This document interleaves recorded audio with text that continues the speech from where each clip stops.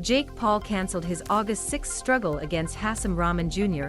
after declaring that Rahman Jr. had failed to gain the agreed weight for the match at Madison Square Garden. The president of the UFC, Dana White, is not so sure of that. Reacting to the news that Paul against Rahman Jr. had been put back, White insinuated that a lack of interest in the event was a much more important problem than anything that involved the fighters. "I think they sold less than $1 million in tickets, and it costs $500,000 to light the F-lights at message," said White at the press conference after the UFC 277 fight. "This is what I think.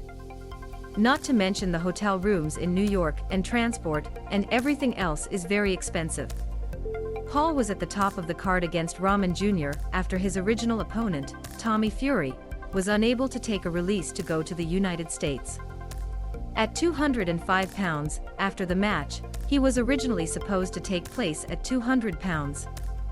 When Rahman Jr. would have requested a concession by capture weight of 215 pounds, the fight was cancelled. As much as White thinks that dull ticket sales played a role in the cancellation of the event, he still did not want bad will on Paul or Rahman Jr.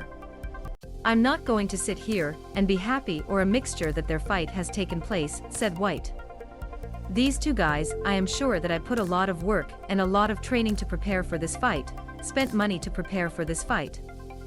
Although the president of the UFC rarely has a kind word where Paul is involved, he did not take sight of him directly on Saturday. Instead, he criticized Paul's choice in commercial partners.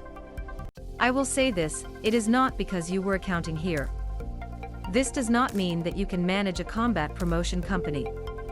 Paul counts Beterbiev as an advisor and trading partner as co-owners of the Most Precious Promotions, the company which also manages the champion of female boxing Amanda Serrano, which was previously to participate in the same card on August 6.